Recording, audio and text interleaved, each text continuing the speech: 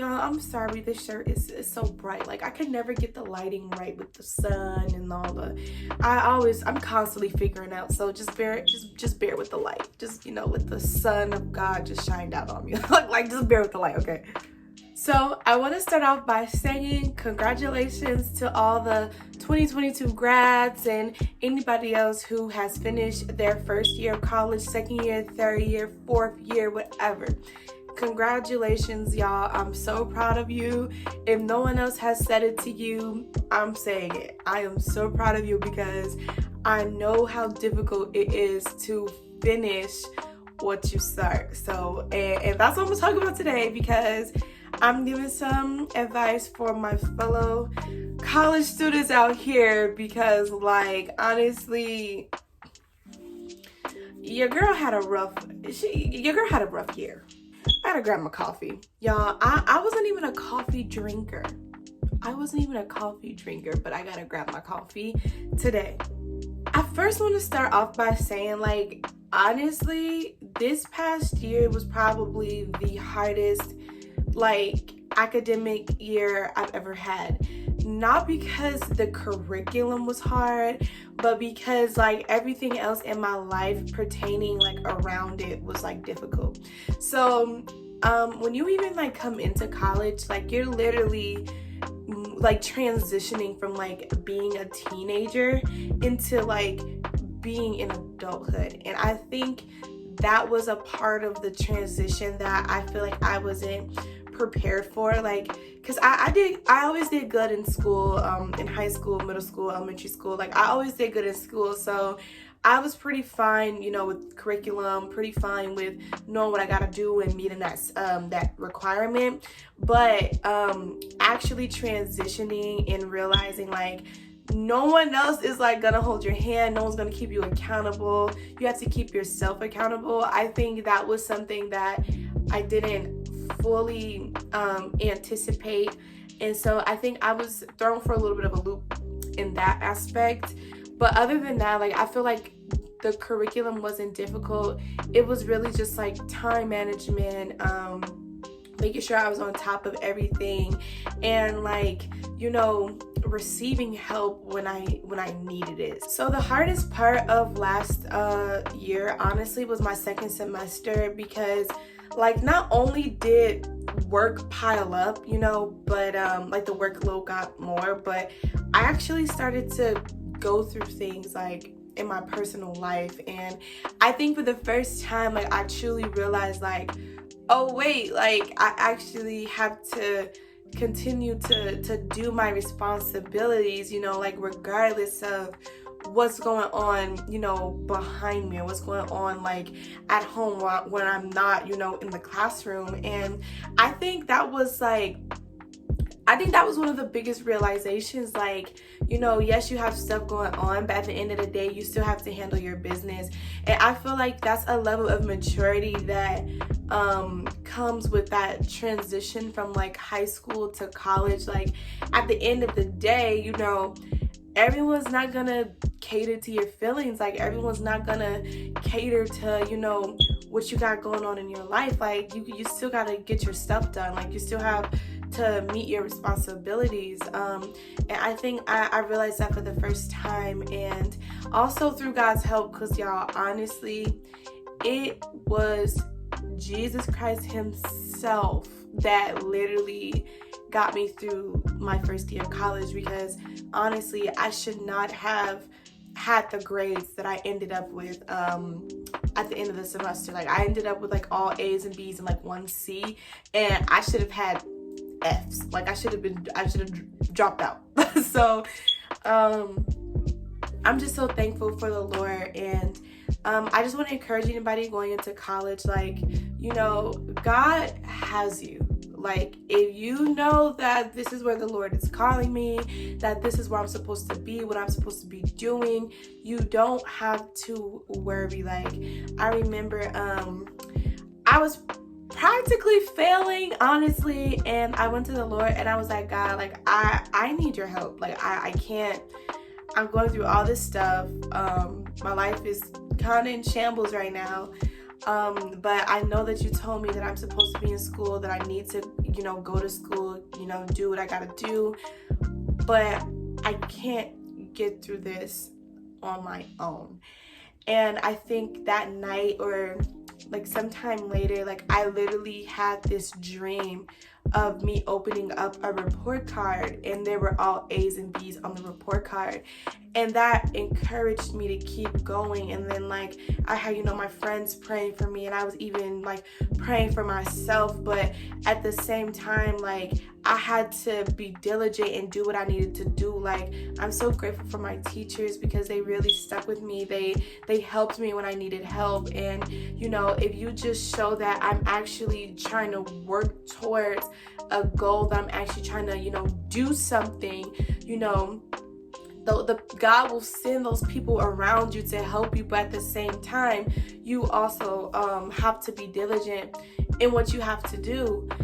Because those grades they're not going to make themselves. Like the homework isn't going to turn itself in. You have to do it. You have to turn it in. And you have to go forth and not take no for an answer. If you're failing, if you're like, I can't do this anymore, but like this is what God told me, don't take no for an answer, because the end is not yet. And for whoever this is for, maybe you watch this 7 months from now, when school's back in session, because I am on summer break. The end is not yet. You're not at the end yet. Keep going until it hits 11:59 at the last day of the semester. It is not over. And I literally turned in homework when we were having our end of the year celebration. Like I literally turned in homework. I know that sounds horrible, like what? But that was the truth. And I didn't take no for an answer. And I just want to encourage somebody with that. Don't take no for an answer. Like keep going. Like do it. Do what God's telling you to do. Like this is where I'm supposed to be. This is what I want. This is what I'm going after. Do it, and don't take no for an answer. Don't let the devil pull from underneath you what God has given to be rightfully yours. Last but not least, I have 2 points for my people who are like, I'm going into college, I'm a little nervous, I don't want to like lose my faith, because there's a lot of us believers out there. We feel like when we go into college, we're going to lose our faith. We're going to be meeting all these different people. So how do I hold on to my faith? How do I keep my faith while I am in college, while I'm at, because even some Christian colleges, it can cause you to, become lukewarm instead of being on fire. So the real advice is, how do I stay on fire while I'm in school? And the number one way I would say, and these aren't in any order of importance, but the number one way I would say is spend time with God daily. If you abide in the secret place, God will continuously pour into you. Like John 15, abide in me and I will abide in you. Apart from me, you can do nothing. You can't even keep your faith in general if you're not spending time with God, if you're not abiding in him. So really for this point, it's not even just about, how do I keep my faith in school? Just how do I keep my faith in general? Spend time with him daily, like constantly, because there's so much that's going on in these school systems. So spend time with God daily. And the second thing I would say is, be not conformed to the patterns of this world, but be transformed by the renewing of your mind, and then you will know God's perfect and pleasing will for your life. You have to make it a point to not be conformed, no matter how, good some of these things in this world may seem. There's so much deception. Like I saw it firsthand. There's so much deception in the world. There's so much deception in these school systems.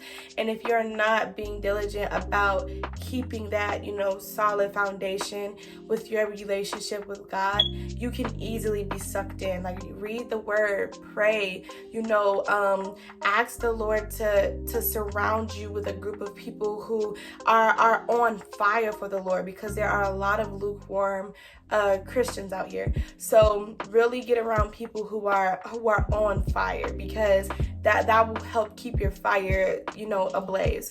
So that's really what I would say. It's a lot simpler than we make it. It's way, way simpler than we make it. We make it, oh, do this and I do that. Like, we don't have to make it all like religious. Like, honestly, pour into your relationship with God. That is how you even sustain your fire. Pour into your relationship with God. Pour into that. Like, it's a relationship. If you're not spending time with him, then you won't know him. You know a person that you actually spend time with. So spend time with him and your fire will be ablaze. And then ask the Lord, what is your purpose for even being at the school that you're at? You know, because when you know the reason why you're there, it'll be that much easier than when the times get hard, because being in school is going to get hard. You're going to want to quit. You're going to want to drop out. You're going to want to say, forget this. I'm done. I don't want to do this anymore. Why am I even here? And when you have that, when the pressure gets really overbearing and you have those thoughts, then God can bring you back to your purpose for why you're being there. The word says that the Holy Spirit reminds us, like the Lord will bring back to your remembrance the things that he told you. So if you ask him, like, why am I here? He'll tell you. And then when the times get hard, he'll bring you back to that place. Like, this is why I set you here. This is why I put you here. And that's important, because you are supposed to shine your light wherever you go, and especially in your school. God has called you there to shine your light for his glory, not for anything else, for his glory. He that winneth souls are wise. So you're there for a purpose and a reason, and the Lord has placed you there, and he wants you there. And it doesn't matter how old you are, how young you are. It doesn't matter if you're in a class full of 50-year-olds, full of 25-year-olds. Shine your light, because greater is he who is in you than he who is in the world. So guys, this is the end of the video. Yay! It took me so long to even make a video because I just needed to lay in my bed for 3 weeks. I've been laying in my bed for 3 straight weeks. Like, well, let me not say it like that. I've been doing stuff, but for the most part, I really took time to just sit back and relax. And now the Lord is like, all right, you sat back and you relaxed. Now it's time for you to, get back to the things that I'm telling you to do and to create. So thank you guys for the very first surviving college series video. I'm going to do a lot more of these, and I might even get a little bit more in depth about my college experience as a first year. It was rough, y'all. It was rough. Like, it was rough. And like, I'm a music major, so when I thought it was over, it was not over. Like, I had assignments due on top of concerts. I remember I had like a project due, and I remember I had like a project due, and I had like 3 concerts, like in the span of like 3 consecutive days. And I'm like, yo, like, I just need to go home and do homework. Like, I remember I was telling people during like my last few weeks, I'm like, hit me up in 3 weeks after this semester is over, because I just can't. Like, I gotta get my work done.